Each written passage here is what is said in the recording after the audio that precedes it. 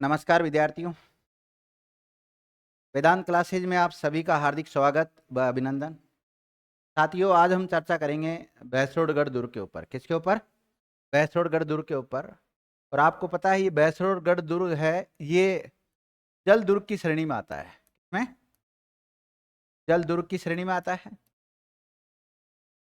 और इसके अलावा ये राजस्थान का दूसरा सर्वश्रेष्ठ जल दुर्ग है। कौन सा नंबर का? सेकंड सर्वश्रेष्ठ जल दुर्ग है। तो फर्स्ट कौन सा है? गागरोन वाला है। और ये कहाँ पर स्थित है? भैंसरोडगढ़ में। कहाँ पर है? भैंसरोडगढ़ में है। और भैंसरोडगढ़ कहाँ पड़ता है? चित्तौड़ में पड़ता है। कौन सी नदियों के संगम पर है ये? बताओ। चंबल और बामणी, या फिर ब्राह्मणी। ब्राह्मणी भी बोल सकते हो। तो लिखिएगा। और इसे राजस्थान का वेल्लोर भी कहते हैं। अन्य नाम लिखो। राजस्थान का वेल्लोर क्या कहते हैं इसे? देखो, इस दुर्ग को राजस्थान का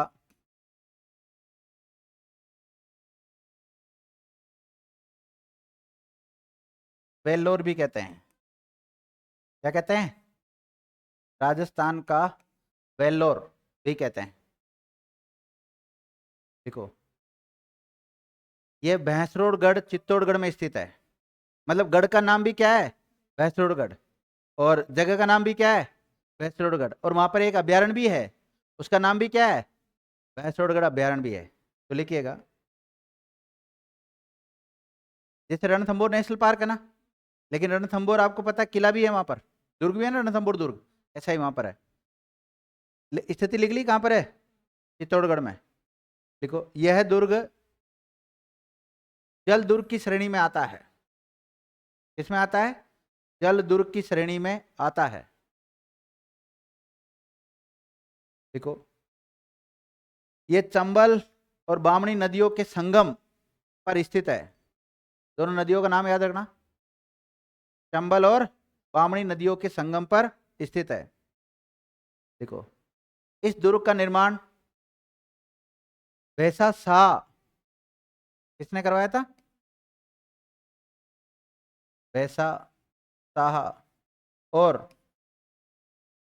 रोड चारणी के द्वारा करवाया गया था। किसके द्वारा करवाया गया था? रोड चारणी के द्वारा करवाया गया था। कहते हैं विद्यार्थियों, ये राजस्थान का एकमात्र ऐसा दुर्ग है जिसका निर्माण व्यापारियों के द्वारा करवाया गया था। राजा महाराजाओं ने नहीं करवाया था ना। लिखिएगा, ये राजस्थान का एकमात्र ऐसा दुर्ग है जिसका निर्माण व्यापारियों के द्वारा करवाया गया था। किसके द्वारा करवाया गया था? व्यापारी थे, है ना, व्यापारियों के द्वारा करवाया गया था। कितना शानदार दुर्ग है, देखो चारों तरफ पानी पानी, बीच में दुर्ग है।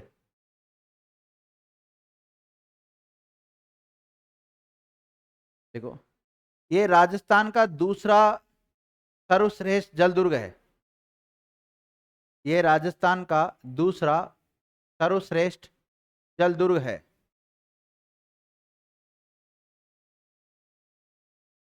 एक नोट डालें आप। कर्नल जेम्स टोड ने जो बात बोली ना इस दुर्ग के बारे में, वो लिखें आप। लिखो, इस दुर्ग के बारे में कर्नल जेम्स टोड ने कहा कि, इस दुर्ग के बारे में कर्नल जेम्स टोड, इसने कर्नल जेम्स टोड, जानते हो ना कर्नल जेम्स टोड कौन है? हाँ, राजस्थान का इतिहास लिखा है इन्होंने। और इनको घोड़े वाले बाबा उपनाम से भी जाना जाता है। तो क्या लिखा आपने? कर्नल जेम्स टोड ने इस दुर्ग के बारे में कहा कि यदि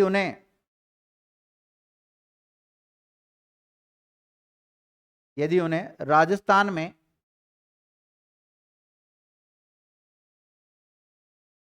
एक जागीरी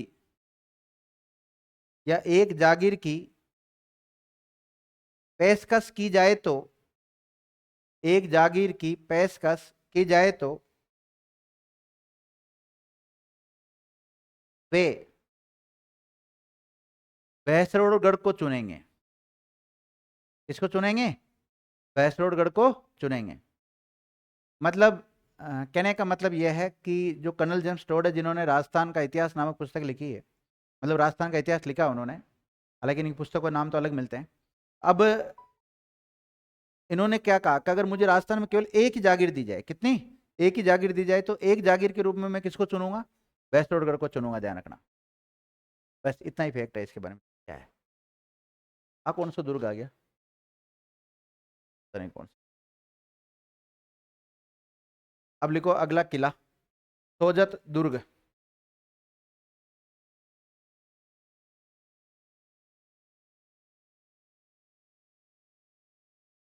ये हो सकता है,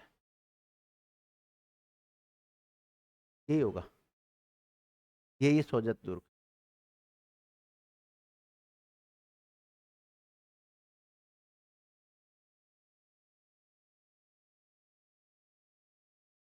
सोजत दुर्ग कहाँ पर है? देखो, यह दुर्ग पाली में स्थित है। कहाँ पर है? पाली, सोजत पाली में।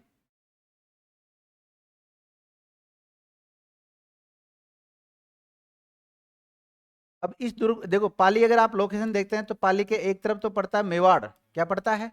मेवाड़। और एक तरफ क्या पड़ता है? मारवाड़। और मारवाड़ को हम जोधपुर कह सकते हैं। तो ये दुर्ग दो बड़ी रियासतों के बीच में स्थित है। लिखिएगा, यह दुर्ग जोधपुर रियासत और मेवाड़ रियासत के मध्य नानी सिरडी, नानी सिरडी नामक डूंगरी ब्रेकिन पहाड़ी पर स्थित है। देखो, इस दुर्ग का निर्माण राव जोधा के पुत्र निम्बा के द्वारा करवाया गया था। तो कहते हैं इस दुर्ग का निर्माण किसने कराया था? निम्बा ने करवाया था। और निम्बा कौन था? राव जोधा का पुत्र था, ध्यान रखना, राव जोधा का पुत्र था।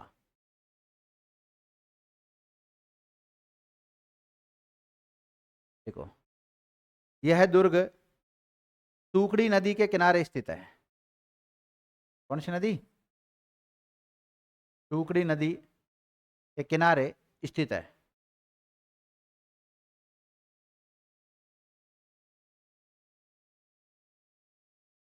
देखो, नोट लिखो, जोधपुर ख्यात के अनुसार सोजत दुर्ग का पुनर्निर्माण मालदेव के द्वारा कराया गया था, मालदेव राठौड़ के द्वारा करवाया गया था। तो अगर हम जोधपुर की ख्यात के बारे में उसका अध्ययन करते हैं तो उससे पता लगता है कि सोजत का जो किला था, इसका पुनर्निर्माण किसने कराया था? मालदेव ने कराया था। मालदेव राठौड़ था, मारवाड़ का शासक रहा था ये।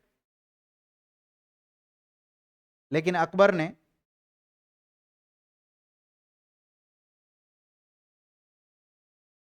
सोजत दुर्ग को, देखो चंद्रसेन भी मारवाड़ का शासक रहा है, ध्यान रखना, और चंद्रसेन को ही मेवाड़ का क्या माना जाता है? उसका मारवाड़ का प्रताप कहा जाता है, यानी महाराणा प्रताप का अग्रगामी कहा जाता है। तो फिर ये जो चंद्रसेन है ना, इस और अकबर, इसके भी नहीं बनी।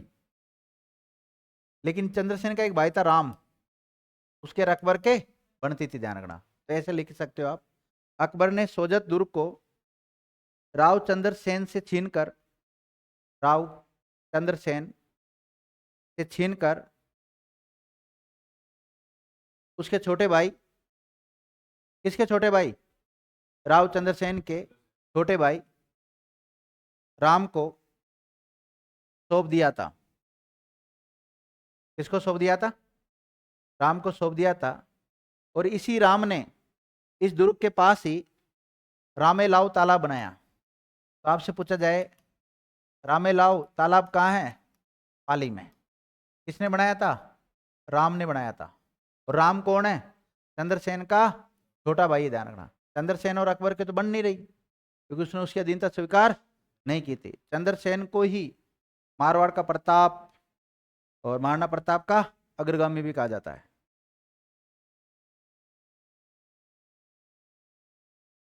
देख लिया विद्यार्थियों? एक नागौर का किला और है, जिसे हम क्या कहते हैं? अहिछत्रपुर दुर्ग। इसके बारे में भी लिख लो आप, अहिछत्रपुर दुर्ग। देखो, इसे नागौर दुर्ग भी कहते हैं। क्या कहते हैं इसे? नागौर दुर्ग भी कहते हैं। देखो, इसे नाग दुर्ग भी कहते हैं।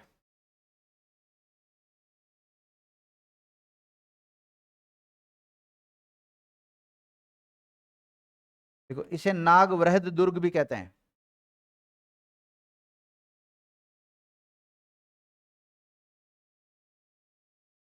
लिखो,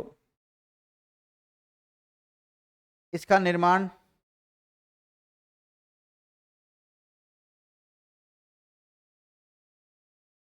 सोमेश्वर के सामंत के द्वारा करवाया गया था।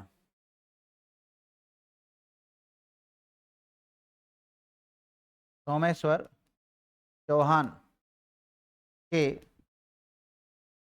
किसी सामंत के द्वारा करवाया गया था। पृथ्वीराज के फादर साहब थे ना, सोमेश्वर चौहान। सोमेश्वर चौहान को ब्रैकेट में लिख सकते हो, पृथ्वीराज के पिता थे। देखो, नागौर का प्राचीन नाम मिलता है अहिछत्रपुर। क्या मिलता है? अहिछत्रपुर। इसलिए इस दुर्ग को क्या कहते हैं? अहिछत्रपुर दुर्ग भी कहते हैं। लिखिएगा, नागौर का प्राचीन नाम अहिछत्रपुर था,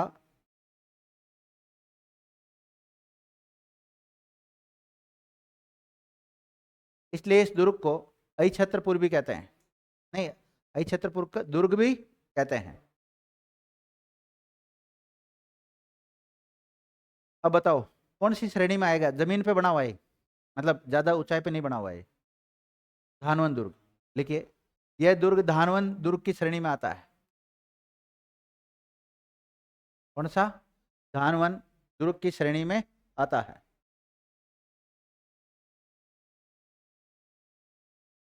लिख लिया?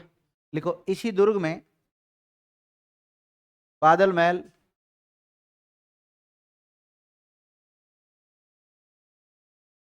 और शीश महल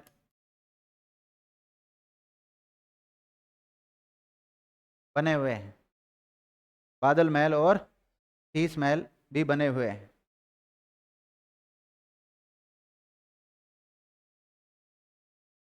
देखो विद्यार्थियों, एक मारवाड़ रियासत से संबंधित ही है होने को तो, लेकिन उसका जो मुख्यतः कार्यकाल रहा है या जो क्षेत्र रहा है वो नागौरी रहा है, अमर सिंह राठौड़। तो लिखिएगा, यह दुर्ग राव अमर सिंह राठौड़ की वीर गाथाओं के लिए प्रसिद्ध है। तो ये वीर गाथाओं के लिए प्रसिद्ध है। कौन सा? अमर सिंह राठौड़। कहते हैं आगरे के किले से डायरेक्ट घोड़ा कुदा दिया था इसने एक बार।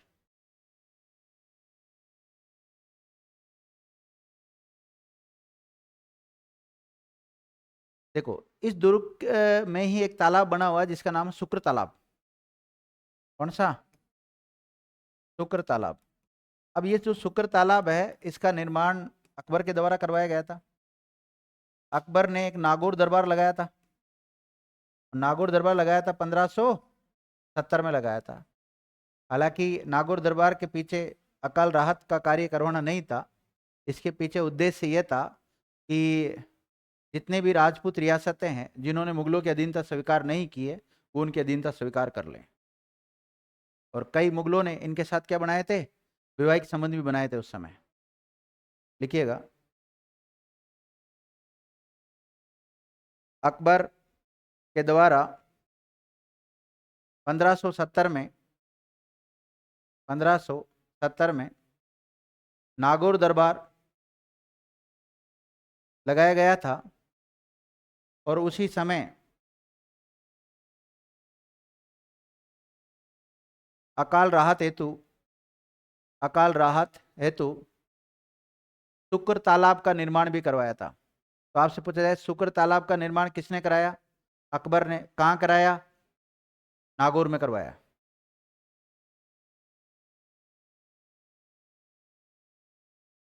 अब देखो, इस दुर्ग में प्रवेश करने के लिए 6 दरवाजे भी बना रखे। कितने? 6 गेट बना रखे हैं, 6 दरवाजे बना रखे हैं। तो अगला फैक्ट ये लिख सकते हो आप, इस दुर्ग में 6 विशाल दरवाजे हैं। कितने हैं? 6 विशाल दरवाजे हैं। पहला तिराई पोल। कौन सा?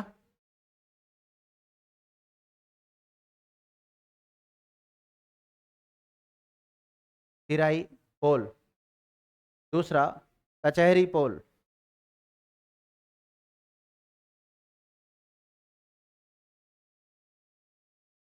कचहरी पोल।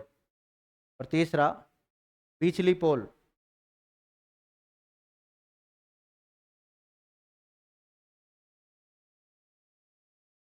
बिचली पोल। और चौथा सूरज पोल।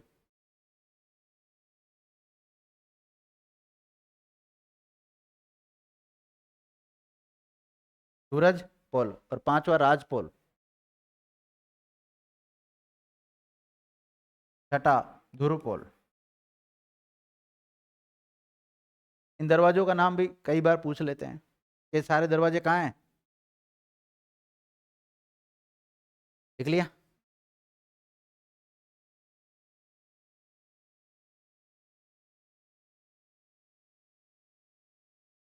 कोटा फोर्ट। अगला किला लिखो, कोटा दुर्ग। कौन सा दुर्ग? कोटा दुर्ग।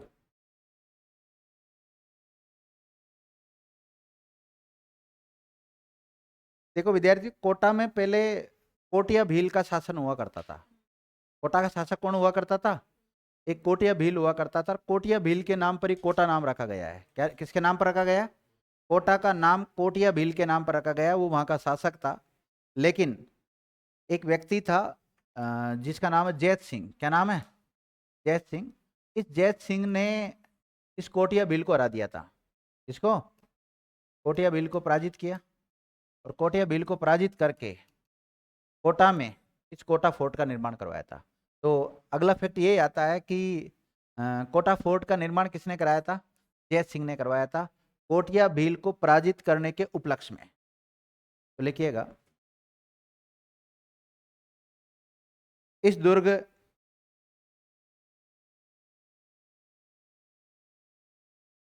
की नींव जैत सिंह के द्वारा कोटिया भील पर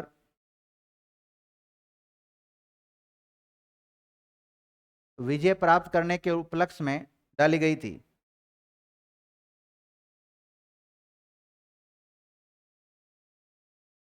अब देखो, आपको एक इसके पास में नदी दिखाई दे रही, पानी दिखाई दे रहा है? उधर पानी दिखाई दे रहा है, आगे की तरफ नीला नीला दिखाई दे रहा होगा ना। यहाँ पर ये नदी बहती है जिसका नाम है चंबल नदी। तो चंबल नदी के किनारे स्थित है। लिखो, यह दुर्ग चंबल नदी के किनारे स्थित है।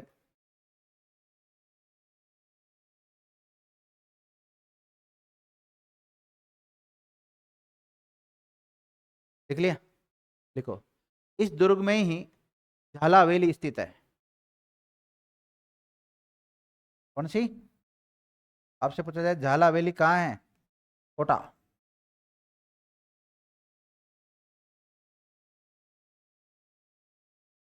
देखो, यह दुर्ग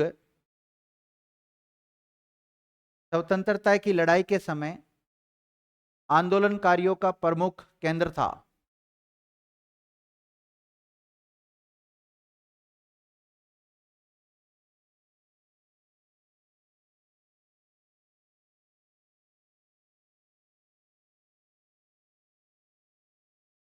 कोटा दुर्ग कहो चाहे कोटागढ़ कहो, बात एक ही। अब इस दुर्ग के बारे में कर्नल जेम्स टोड ने क्या कहा, वो लिखिएगा आप, नोट डालो नोट।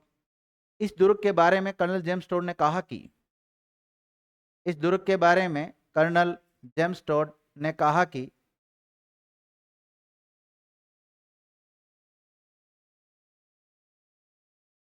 आगरा के किले के बाद या आगरा के किले को छोड़कर, आगरा है ना यूपी में, आगरे के किले को छोड़कर किसी भी किले का परकोटा, किसी भी किले का परकोटा इतना बड़ा नहीं है, इतना बड़ा नहीं है जितना कि कोटागढ़ का है या कोटा के किले का है। मतलब इसका परकोटा बहुत बड़ा बताया इसने, है ना। तो सबसे बड़ा परकोटा किसको बताया इसने? आगरा वाले को। किसको बताया? आगरा, जो कि राजस्थान में नहीं। तो राजस्थान का सबसे बड़ा परकोटा कर्नल जेम्स टोड किसको कह रहा है? इसी को कह रहा है, कोटा दुर्ग वाले को ही। देख लिया। इसी के साथ ये कौन सा हो गया? कोटा दुर्ग भी समाप्त हो गया विद्यार्थी। ठीक है, तो आज की क्लास को हम यहीं विराम देते हैं। धन्यवाद।